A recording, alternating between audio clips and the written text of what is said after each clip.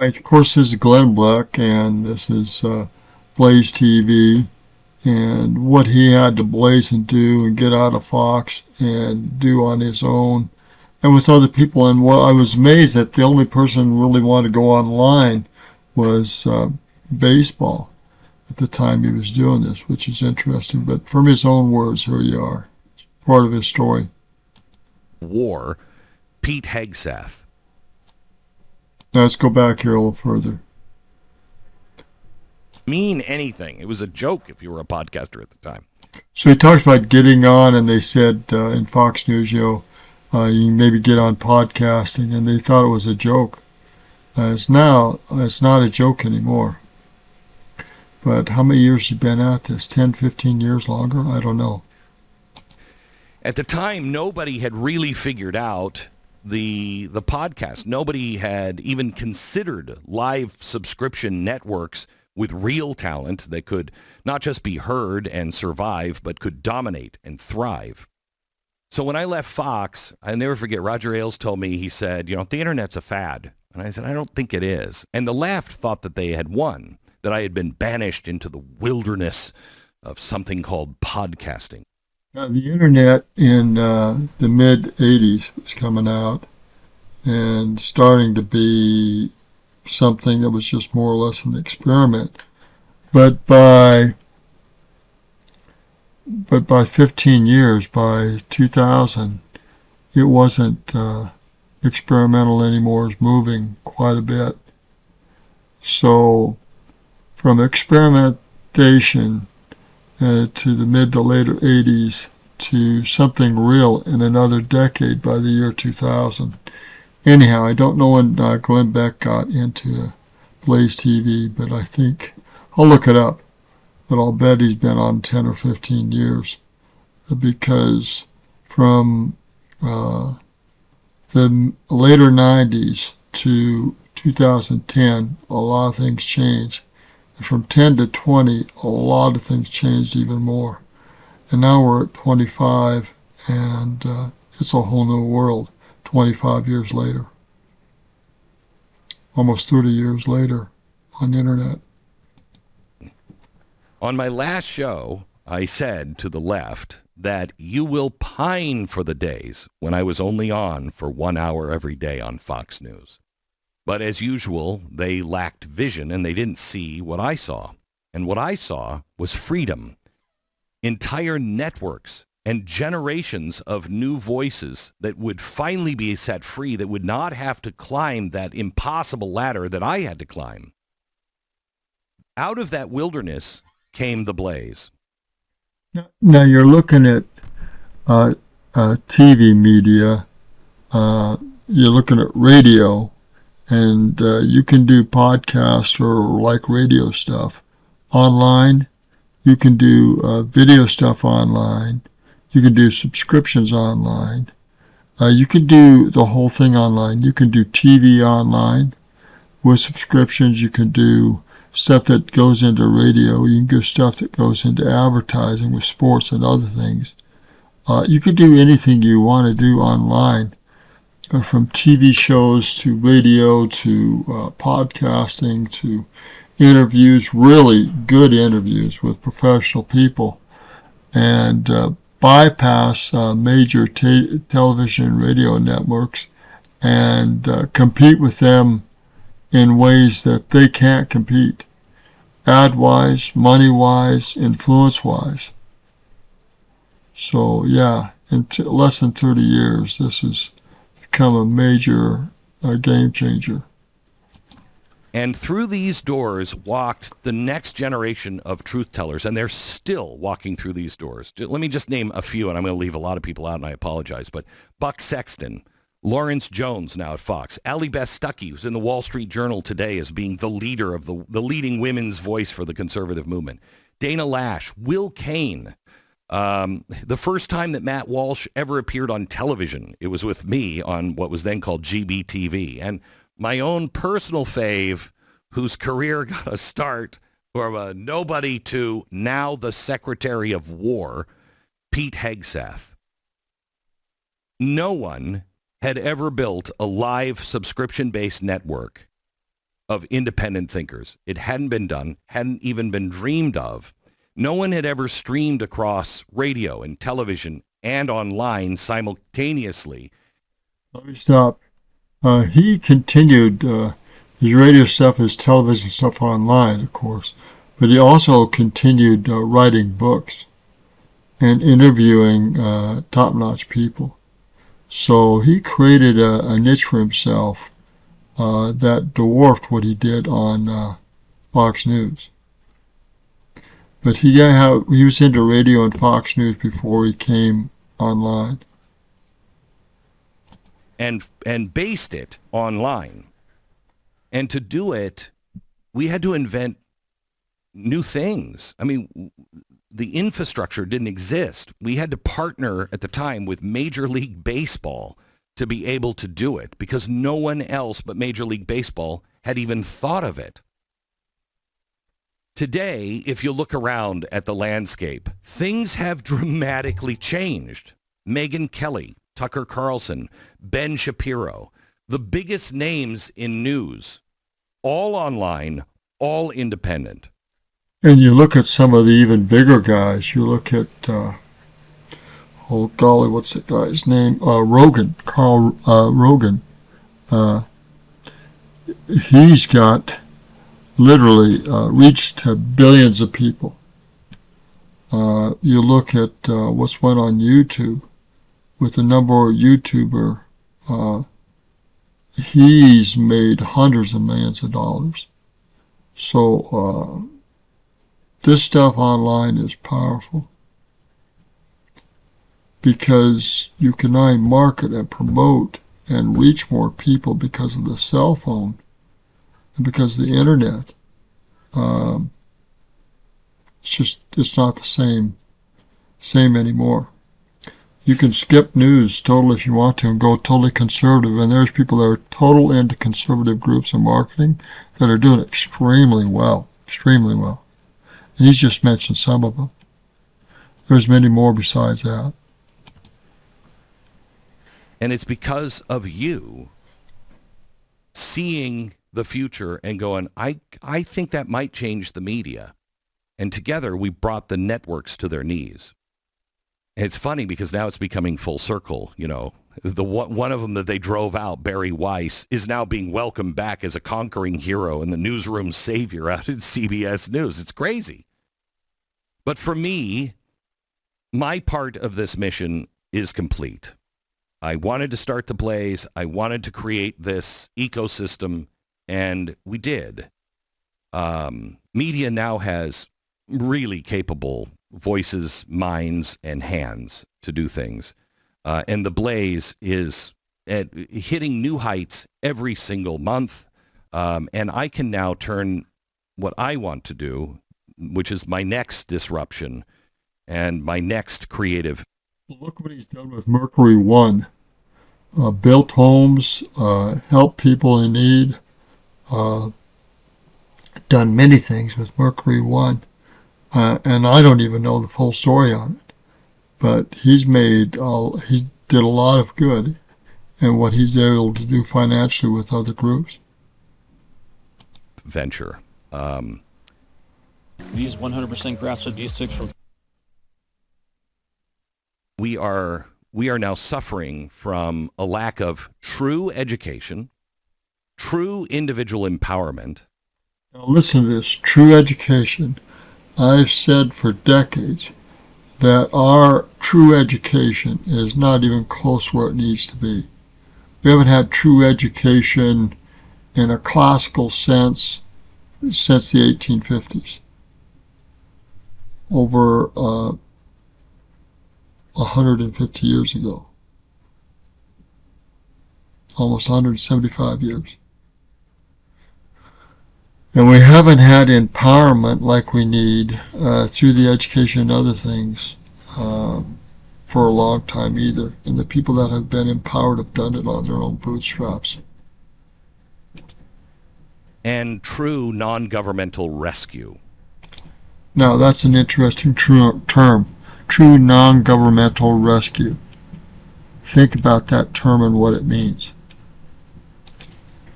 So let me start with education. In January, I am launching the Glenn and Tanya Beck Foundation for American History. It is a privately funded trust that will continue to do in accelerated fashion what I began almost 20 years ago. For nearly 2 decades, I have been collecting the physical evidence of America's soul, the documents, the letters, the artifacts that tell the true story of who we are. And it's amazing to me after 20 years how big this thing has gotten and how few people, even in my own audience, really know what it is, because we haven't really unveiled it except in glimpses here and there. But with the help of David Barton and Wall Builders, that library has now become the... Now that's interesting. I wondered if you would ever partner with David Barton and the Wall Builders. I've said for 2 decades that we haven't got into our true history. We especially haven't got into our true sacred history. Anyhow, so he's scratching the surface here, in my opinion, but so essential to know our true sacred history. The third largest private collection of founding documents in the world. It is surpassed only by the Library of Congress and the National Archives. Wow. It houses and also preserves the largest collection of Pilgrim and Jamestown documents and items in the world. The entire collection now contains well over 1 million documents and items of evidence of the greatness of the American experiment, as well as our scars and our mistakes. But it is definitive proof of our beginnings. This library is proof that America was founded on Judeo-Christian values. It is proof that our mission was not slavery, but freedom for all mankind. It is proof that while we have committed terrible wrongs, we have also accomplished miraculous things. It is proof that our story began not in Jamestown, but in Plymouth, Mass. It is proof that when science divorces itself from moral truth, darkness follows, and usually profound darkness. From the race hygiene laws born here in America that inspired the Nuremberg laws in Nazi Germany, to the American eugenics society that lit the path for Mengele's horrors.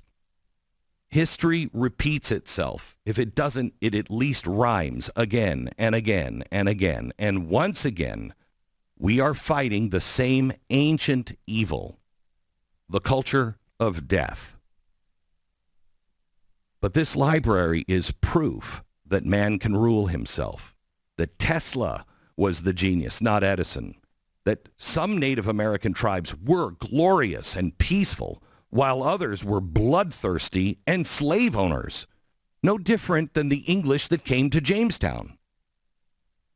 Over the last 3 years, my team has spent hundreds of thousands of dollars and hundreds and thousands of man-hours digitizing this unparalleled archive. And in the last year plus, I have been working on building something the world has never seen before. What was once contained, and still physically is, in a tornado-proof vault, and then another, they call it a mountain here, but I call it a Texas hillside, and a third location, a granite vault in the Rocky Mountains. All of this history is now also contained in a digital vault, all now on blockchain. So these facts and artifacts will never, ever be lost, unless you want to shut down the entire internet. But more than just preservation, which was my first goal, we now have created the first independent, proprietary, AI-driven American historical library. And it is, as you will see next year, complete with its own librarian. We call him George. George is built from the writings of George Washington himself, the writings of the founders, the thousands of sermons that they heard from their church pulpits, the books that they read, and the principles they lived by. He can find any artifact, any document, any speech, and deliver it to you as evidence that what you were taught in school was either misguided out of ignorance, a half-truth, or most likely an out-and-out lie. He will Yeah. also be able to teach the Constitution. He will teach the Federalist Papers, the civics, American history, in a way that no one has even thought of. No one has ever generated. And it can generate it all without hallucination, as it is all contained in a secure, isolated server where every document is memorized verbatim. This is not ChatGPT. This is not Wikipedia. This is verified, factual, This AI tool will Wow. take your idea. first source truth, powered now by proprietary technology and the greatest private collection of American history ever assembled. And this is only part of what I'm announcing today. So this enormous library featuring our librarian, George, that will be able to teach you and your family in ways you cannot imagine, but will be able to soon. And on separate servers, we have digitized over 30 years of my life's work. Every book, every radio show, every episode, every special, every speech, every bit of research, sourced and documented research with historic verification. And that, too, will be ready to teach you anything you might need, from the rise of the caliphate to the structure of our government, from economic truth to the funding networks of the left, from George Soros to Arabella Advisors. We are working with two new sets of researchers that have come into the fold for what I'm launching with the Torch next January. You will be very excited. These two researchers, you know who they are, their teams, and we are putting some stuff together that will first be turned over to the FBI and then made into a special for you. But all of this will be on demand, all verified, and all powered by the Torch, which is going to be a new tool, a new app that will be found at glennbeck.com. It's going to be released on January 5th. I would ask that you would sign up for my free email newsletter at glennbeck.com right now. That way we can alert you. You can be one of the first to become a founding member when the app is released. But this is the next chapter. This is the final chapter of my career, to try to restore curiosity, try to restore the ability to ask questions about history and then get honest results back without any bias, just based on actual documents. And all of it begins appropriately at the beginning of the 250 year of our nation's founding. Yeah. All right, let's continue. Now, so you know, this show that you hear, the radio show, will still be heard on radio and on Blaze TV. And Blaze TV is going on. It's going to be announcing some new and very exciting expansion very soon.